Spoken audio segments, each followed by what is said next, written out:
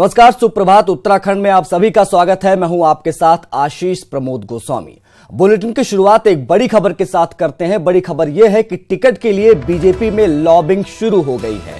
Pauri seat से ticket की दौड़ में कई नाम, एडमिरल ओम प्रकाश राणा का नाम आगे है। जैसे सूत्रों के हवाले से हमारे पास जो खबर आ रही है, बीसी खंडूरी भी अभी पौड़ी के सांसद हैं, तो टिकट के लिए लॉबिंग शुरू हुई है।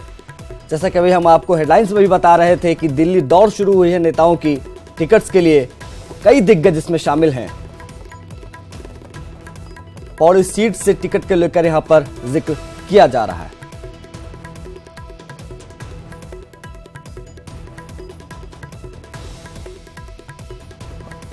हमारे संपादक अनुपम जी हमारे साथ जुड़ गए। अनुपम जी, लॉबिंग शुरू हो गई है टिकट्स के लिए।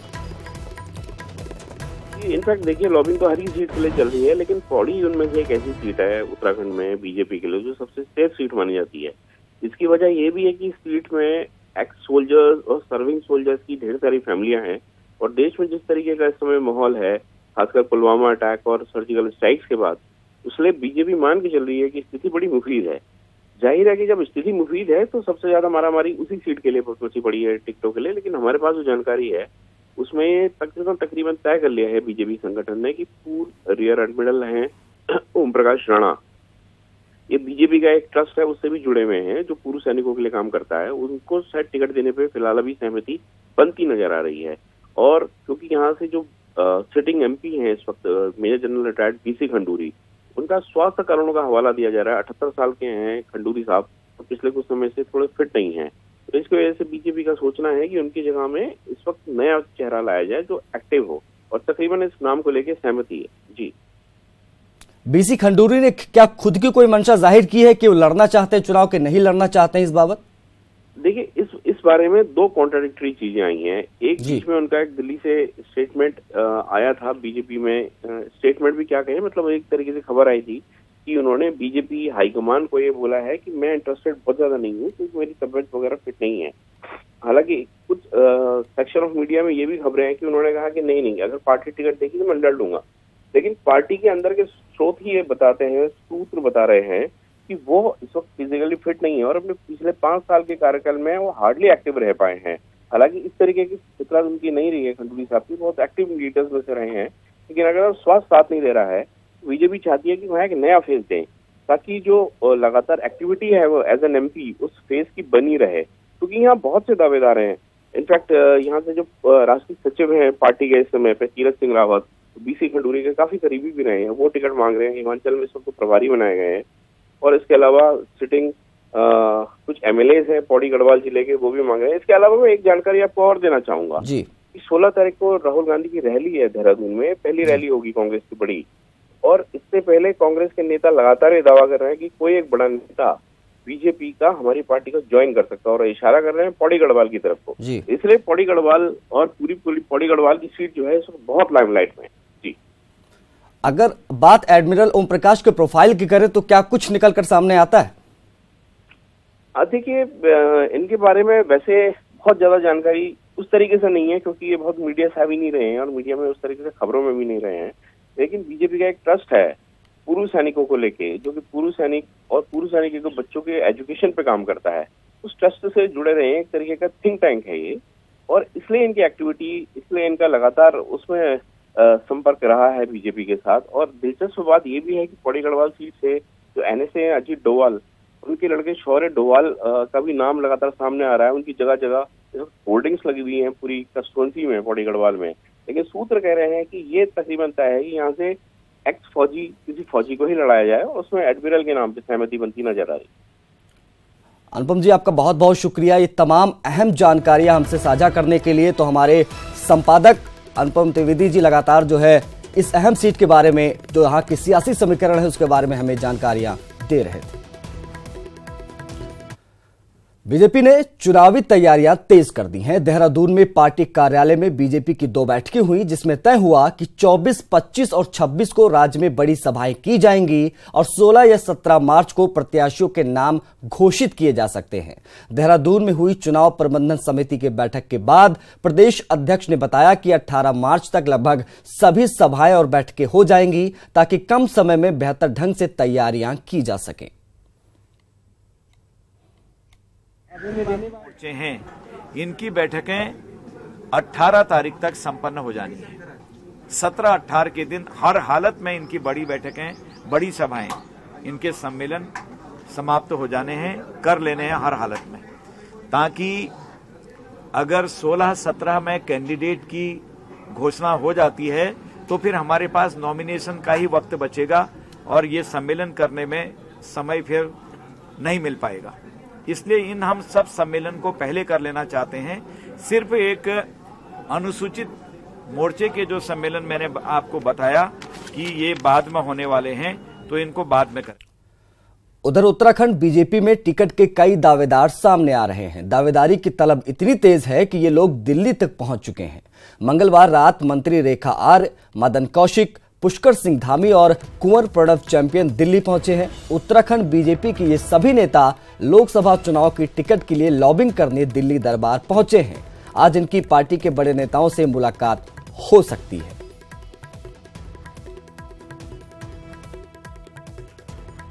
हमारे संवाददाता राजीव तिवारी फोन लाइन पर है। क्या कुछ देखने को मिलेगा राजीव आज? बिल्कुल, अगर देखा जाए तो कल रात में मंत्री रेखा आर्या, मंत्री मदन कौशिक, कुंवर प्रणव चैंपियन और पुष्कर सिंह धामी पहुंचे हुए हैं दिल्ली, और आज ये पार्टी के बड़े नेताओं से मुलाकात कर सकते हैं। ये चारों लोग जो है अपने अपने हिसाब से जो है टिकट की दावेदारी कर रहे हैं। रेखा आर्या अल्मोड़ा से कर रही है, तो पुष्कर सिंह धामी की चाहत है कि उनको नैनीताल से मिल जाए, मदन कौशिक चाहते हैं कि हरिद्वार से टिकट मिल जाए, कुंवर प्रणव चैंपियन भी चाहते हैं कि हरिद्वार। अपने अपने हिसाब से सभी लोग अपना समीकरण बना रहे हैं। अगर बात किया जाए तो इसके पहले सतपाल महाराज और यशपाल आर्य जो मंत्री हैं, साथ ही हरक सिंह रावत, ये लोग भी दिल्ली दौरा करके जा चुके हैं। सतपाल महाराज अभी भी दिल्ली में डेरा जमाए हुए हैं। तो सभी अपने अपने हिसाब से पार्टी आला कमान से जीत के आश्वासन दे रहे हैं कि अगर हमें टिकट मिल जाता है तो हम पार्टी को जीत दिला देंगे। इसको लेकर पूरी तरह से यह लोग समीकरण बना रहे हैं, क्योंकि देखा जाए तो जैसा कि डीसी खंडूरी साहब ने और कुछ दिनों पहले उन्होंने ऐलान किया था तबीयत खराब होने की वजह से कि हम चुनाव नहीं लड़ पाएंगे। उसके बाद भगत सिंह कोश्यारी जी का भी बयान आया था कि इस बार हम चुनाव नहीं लड़ना चाहते हैं। तो यह जो बयान इन लोग का आ रहा है, उसके बाद ये लोग मजबूती से अपनी दावेदारी कर रहे हैं। और बीजेपी की तरफ से खबर यह है कि 16 तारीख को बीजेपी जो है अपनी पहली लिस्ट जारी करेगी, जिसमें उत्तराखंड के 5 उम्मीदवारों का नाम होगा। तो पूरी तरह से लॉबिंग यहाँ पे तेजी से कर रहे हैं लोग। अब देखना होगा किसको किसको टिकट मिलता है, क्योंकि चार सबके अंदर है कि हम लोकसभा चुनाव लड़े। जी, तमाम जानकारी और आपका बहुत बहुत शुक्रिया राजीव तिवारी, जो हमारे संवाददाता थे। वो जो लॉबिंग हो रही है दिल्ली में टिकटों के लिए, उसके प्रति जानकारी दे रहे थे। अब दावेदारी तो सब कर रहे हैं, लेकिन अब किसकी दावेदारी कितनी मजबूत है वो आने वाली 16 या 17 मार्च को पता चलेगी। बढ़ते आगे, लोकसभा चुनाव की वोटिंग के लिए भले ही अब 1 महीने से भी कम का वक्त बचा हो, लेकिन पार्टियां टिकट घोषित करने की कोई जल्दबाजी में नहीं है। कम से कम उत्तराखंड में तो यही देखने को मिल रहा है। कांग्रेस के प्रदेश प्रभारी अनुग्रह नारायण सिंह ने न्यूज 18 को बताया कि कांग्रेस उम्मीदवारों के नामों का ऐलान देहरादून में राहुल गांधी की रैली के बाद होगा। आपको बता दें कि राहुल गांधी की 16 मार्च को रैली होने हैं, जिसके बाद दिल्ली में पार्टी की सेंट्रल इलेक्शन कमेटी की बैठक के बाद टिकटों पर फैसला किया जाएगा। 16 तारीख को हमारी सीईसी की बैठक है और उसी में ये फाइनल लिस्ट करेंगे। 16 को राहुल जी भी यहाँ आएंगे, यहाँ से जाने के बाद सीईसी की बैठक करेंगे और उसी के बाद ये नाम जो है तय कर दी जाएगी। देहरादून में 16 मार्च को राहुल गांधी की रैली पर कांग्रेस से ज्यादा भाजपा का ध्यान केंद्रित है। वजह है नेता प्रतिपक्ष का वो बयान, जिसमें उन्होंने भाजपा के एक बड़े नेता की कांग्रेस में शामिल होने की बात कही है। राहुल गांधी जब 16 तारीख को राज्य के दौरे पर होंगे, तब कांग्रेस के साथ साथ बीजेपी के अंदर भी कौतूहल होगा। दरअसल कुछ दिन पहले ही नेता प्रतिपक्ष इंदिरा हृदयेश ने ये कहते हुए बीजेपी खेमे में बेचैनी बढ़ा दी कि राहुल गांधी की मौजूदगी में बीजेपी का एक बड़ा नेता कांग्रेस का हाथ थामने वाला है। इस बारे में पूछने पर कांग्रेस के प्रदेश अध्यक्ष 16 का इंतजार करने की बात कर रहे हैं।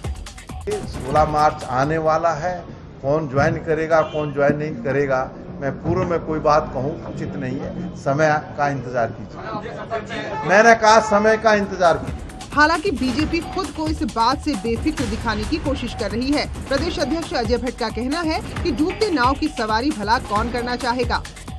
झूठ है, सत्य से परे बात है। कोई भारतीय जनता पार्टी का व्यक्ति है ही नहीं। कोई भारतीय जनता पार्टी का व्यक्ति बता के शामिल होता है तो उस पर हमारी जिम्मेदारी नहीं। और वैसे भी डूबते हुए जहाज में कौन जाएगा इस समय? जिसका नाविक को तजुर्बा न हो, पूरी नाव में पानी भर गया हो, नाविक यहाँ तक डूब गया हो, नाव डूबने वाली हो, कौन जाएगा? सर्दी का मौसम विदा ले रहा है और प्रवासी पक्षी अपने अपने घरों को लौट रहे हैं। तो क्या चुनावी मौसम में कांग्रेस के पुराने परिंदे अपने घर लौटने की तैयारी में लगे हैं? बस थोड़ा इंतजार और जवाब खुद ब खुद मिल जाएगा। देहरादून से न्यूज़ 18 के लिए रॉबिन सिंह चौहान की रिपोर्ट। तो जैसे जैसे चुनाव की तारीख नजदीक आ रही है, सियासी सरगर्मी भी तेज हो रही है। बीजेपी और कांग्रेस दोनों एक दूसरे के नेताओं पर डोरे डालकर अपना अपना पलड़ा भारी करने की जुगत में हैं। ऐसे में आने वाले समय में कई नेता दल बदल करते दिख सकते हैं। दोनों दलों के नेता भी इसी ओर इशारा भी कर रहे हैं। शुरू हो सकता है सियासी दल बदल का दौर। कांग्रेस का बीजेपी को बड़ा झटका देने की तैयारी, तो बीजेपी ने बागियों के लिए खोले दरवाजे। आम चुनाव की घोषणा के साथ ही उत्तराखंड में भी सियासी हलचल तेज है। बीजेपी और कांग्रेस दोनों अपना कुनबा बढ़ाने की जुगत में है। खबर है कि पौड़ी सीट के लिए कांग्रेस बीजेपी के किसी बड़े नेता पर डोरे डाल रही है और नेता प्रतिपक्ष भी इशारों ही इशारों में इस बात की तस्दीक कर रही है। सीधे राहुल गांधी जी से संपर्क में है कुछ लोग। हमारी जो बैठक हुई थी उसमें राहुल गांधी जी सीधा नहीं करते बल्कि राय भी लेते हैं। तो उसमें हम लोग थे जो स्टेट के नेतृत्व में हैं, तो उन्हें इशारा दिया गया था। तो जब फाइनल हो जाएगा तो आएंगे, कहिए। दूसरी तरफ बीजेपी को साल 2017 में रूठ कर चले गए अपनों की याद आ रही है। यही वजह है कि मतदान से पहले इनकी वापसी पर मंथन हो रहा है। मंथन चल रहा है कि गुण दोष के आधार पर एक तो सडन प्रोवोकेशन में गया, कुछ हो गया और वैसे चले गया, और एक जानबूझ के तैयारी कर रहा था 6 महीने से कि फला व्यक्ति को गिराना है, मुझे आना है। तो इन दोनों विचारों में थोड़ा अंतर है। इस पर हम शीघ्र बैठने वाले हैं। चुनावों का समय है, इसलिए राजनीतिक दलों की नावें पूरी तरह से मझधार में फंसी हुई हैं। लिहाजा कांग्रेस और बीजेपी दोनों को ही अच्छे माजियों की तलाश है। कैमरा पर्सन मनोज कुमार के साथ शैलेंद्र सिंह नेगी, न्यूज़ 18 हल्द्वानी। उधर नेता प्रतिपक्ष इंदिरा हृदयेश ने बीजेपी पर करारा हमला बोला है। इंदिरा ने कहा है कि बीजेपी आला कमान लोकसभा चुनाव में हार के डर से सहमा हुआ है, इसीलिए ऐसे बूढ़े नेताओं से भी चुनाव लड़ाने की तैयारी कर रहे हैं जो चुनाव लड़ने में सक्षम ही नहीं है। इंदिरा ने सवाल किया है कि आखिर कहां गई बीजेपी की वो पॉलिसी जिसमें वो 75 साल के बूढ़े नेताओं को चुनाव न लड़ाने की बात कहते हैं। 75 वर्ष से ऊपर वालों को टिकट नहीं देंगे। अब 80 वाले को भी ढूंढ रहे हैं, भैया तुम लड़ोगे कि नहीं लड़ोगे। जो बीमार है उसे भी ढूंढ रहे हैं और वो कह रहे हैं हम नहीं लड़ना चाहते, लेकिन ये लड़ा रहे हैं। तो ये मौका परस्त लोग हैं, वक्त को देखकर जिनको इन्होंने बेइज्जत कर दिया, अपमानित किया, उनके पीछे भी घूम रहे हैं। इस बार चुनाव आयोग ने ऐसी प्लानिंग की है जिससे जनता को उम्मीदवारों के बारे में पूरी जानकारी मिल सकेगी। प्रत्याशी की इनकम टैक्स के ब्यौरे के साथ अपराधों की जानकारी भी अब अखबारों में छपवानी होगी। ये रिपोर्ट देखिए। नेताओं को 5 साल तक भले ही जनता की याद न आए, पर चुनाव के मौसम में नेता का बेड़ा पार जनता ही करती है। लेकिन इस बार जो उम्मीदवार लोकसभा चुनाव लड़ेगा उसे अपनी 5 साल की इनकम टैक्स की डिटेल भी देनी होगी। और अगर कोई क्रिमिनल रिकॉर्ड है तो चुनाव कैंपेन के दौरान टीवी और अखबार में इसकी पूरी जानकारी देनी होगी, और वो भी एक बार नहीं बल्कि 3-3 बार। उनका कोई क्रिमिनल एंटीसीडेंट्स है तो नया रूल है कि उसको पब्लिश किया जाएगा। Candidates with criminal antecedents are required to publish information in this regard in newspapers and through television channels on 3 occasions during the campaign period. राजनीति का कमाई और क्राइम से चोली दामन का रिश्ता है और ये सच जनता भी जानती है। हालांकि चुनाव आयोग ने पारदर्शिता की एक कोशिश जरूर की है, जिस पर राजनीतिक दलों में भी एक राय है। बहुत अच्छी बात है, ये राजनीति को साफ सुथरा करने की ओर कदम है। हम इस कदम का स्वागत करते हैं। आपके हर चीज के बारे में जाने, क्योंकि आप उसका प्रतिनिधि बनना चाहते हैं, तो इसलिए इसमें दिक्कत क्या होनी चाहिए। नेता चाहे कुछ भी कहें, पर सच यही है कि चुनाव में राजनीतिक दल एक दूसरे के खिलाफ मुद्दों की तलाश में रहते हैं। ऐसे में कमाई का चिट्ठा और क्राइम का रिकॉर्ड किसी भी पार्टी के उम्मीदवार के लिए बड़ी मुश्किल बन सकता है। देहरादून से न्यूज 18 के लिए दीपांकर भट्ट की रिपोर्ट। अगली खबर ऊधम सिंह नगर से है, जहां लोकसभा चुनाव के मद्देनजर नेपाल और यूपी के 5 जिलों से सटे ऊधम सिंह नगर में कच्ची शराब का कारोबार करने वाले लोगों के खिलाफ अब जिला पुलिस गुंडा एक्ट के तहत कार्रवाई करेगी। आपको बता दें कि चुनाव के दौरान जिले में कच्ची शराब बनाने का कारोबार जोरों पर चलता है, इसीलिए पुलिस अब कच्ची शराब के कारोबार करने वाले लोगों पर पैनी नजर रख रही है। आदर्श आचार संहिता लगने के बाद अब पुलिस कच्ची शराब का कारोबार करने वाले लोगों के खिलाफ पहले तो गुंडा एक्ट के तहत कार्रवाई करेगी और गुंडा एक्ट में निरुद्ध सभी लोगों को जिला बदर भी कर देगी। गुंडा एक्ट में प्रथम रूप से हम लोग जो है जो कच्ची शराब के बिजनेस में हैं वो लोग हमने चिन्हित किए हैं। लगातार हमारी दबिश जारी है। कल भी हमने 25 मुकदमे आचार संहिता लगने के बाद दर्ज किए हैं और इसमें जो है तकरीबन 12 लोग गिरफ्तार हुए हैं। सीमांत क्षेत्र खटीमा में आचार संहिता का खुला उल्लंघन देखने को मिला है। प्रदेश में आचार संहिता लगे 2 दिन हो गए हैं, लेकिन अभी भी खटीमा ब्लॉक कार्यालय में सरकार की योजनाओं के पोस्टर लगे हुए हैं। वहीं मामला एसडीएम के पास आने पर एसडीएम निर्मला बिष्ट ने सभी सरकारी संपत्तियों से सरकार के सभी होर्डिंग्स, पोस्टरों को जल्द से जल्द हटाने के आदेश जारी कर दिए हैं। मुंबई के बांद्रा कुर्ला कॉम्प्लेक्स के जियो वर्ल्ड सेंटर में मनमोहक म्यूजिकल फाउंटेन शो का आयोजन हुआ। शो की शुरुआत गणेश वंदना से हुई, जिसमें रिलायंस के चेयरमैन मुकेश अंबानी और रिलायंस फाउंडेशन की चेयरपर्सन नीता अंबानी मौजूद रहीं। धीरूभाई अंबानी स्क्वायर में संगीत के साथ रंग बिरंगे फव्वारों के साथ शानदार शो को भारतीय सेना और पुलिस के जवानों को परिवारों को समर्पित किया गया। बता दें कि धीरूभाई अंबानी स्क्वायर जियो वर्ल्ड सेंटर का हिस्सा है, जो एक विश्व स्तरीय बहुउपयोगी सुविधाओं से लैस है। इस स्क्वायर का उद्घाटन रिलायंस फाउंडेशन की चेयरपर्सन नीता अंबानी ने पिछले हफ्ते 7 मार्च को किया था, जिसमें अलग अलग संस्थाओं के 2000 बच्चों ने खाने के साथ म्यूजिकल फाउंटेन का लुत्फ उठाया था। भारत की मिट्टी में भक्ति भी है और शक्ति भी। आज दुनिया में ऐसी कोई ताकत नहीं जो हिंदुस्तान की ओर बुरी नजर से देखने की हिम्मत करे।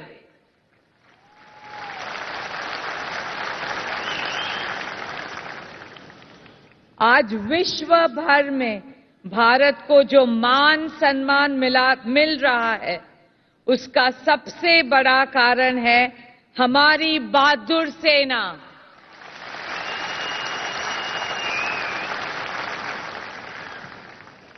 Your courage, your bravery, your ultimate sacrifice keeps our nation and our families safe every day.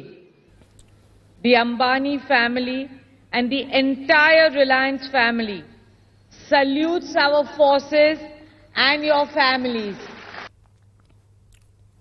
जैसा कि आप जानते हैं कि डीटीएच या केबल नेटवर्क पर अपने पसंदीदा चैनल चुनने की आखिरी तारीख करीब आ रही है, जो कि 31 मार्च है।